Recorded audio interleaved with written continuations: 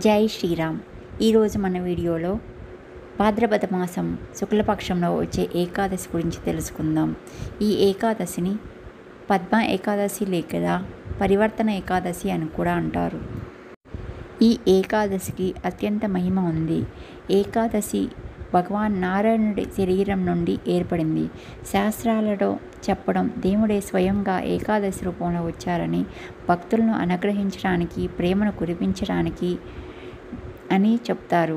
ఈ ఏకాదశి మహిమ గురించి శ్రీకృష్ణుడు యుధిష్ఠిరుడితో చెప్పాడు. సత్యయుగంలో సూర్యవంశానికి చెందిన రాజు మందాత ప్రజలను పుత్రులుగా చూసుకునేవాడు. అతని రాజ్యం సుఖ సంతోషాలతో నిండి ఉండేది. ఎప్పుడూ కరువు కాటకాలు ఉండేవి కాదు. కానీ ఒకసారి అతని పూర్వజన్మ కర్మానుసారం 3-4 సంవత్సరాలు వరుసగా కరువు తాండవించింది. అప్పుడు ప్రజలను ఉపాయాన్ని అడిగారు. అప్పుడు ప్రజలు, మీరే మా ప్రభువులు, మీరే ఏదైనా ఆలోచించి ఉపాయం చెప్పాలి అన్నారు. అప్పుడు రాజు అందరినీ పిలిపించి గురువుల్ని, మంత్రుల్ని పిలిపించి అడిగాడు. అప్పుడు అనుకోకుండా పూర్వజన్మ పుణ్యఫలం వల్ల బ్రహ్మ కుమారుడైన అంగీరస మహర్షి రాజుకి ఎదురుపడ్డాడు. అప్పుడు మందాతుడు ఋషితో ఇలా చెప్పారు. ఋషివర్య, ఈ కష్టాల నుండి విముక్తి ఎలా కలుగుతుంది అని. ఋషి ఈ విధంగా చెప్పాడు. భాద్రపద మాస శుక్లపక్షంలో వచ్చే ఏకాదశి వ్రతం చేయడం వల్ల నీ పూర్వజన్మ పాపం పోతుంది, నీ రాజ్యం సుభిష్టంగా ఉంటుంది.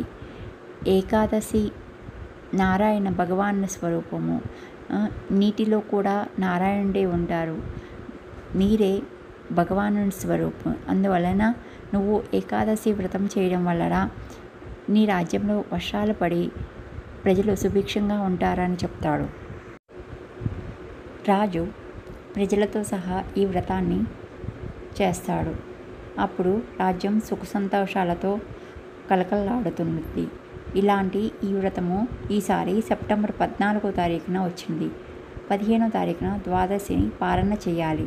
అది ఉదయం 5:30 నుండి 9 గంటల లోపు. 15న మహాద్వాదశి కూడా ఉంది.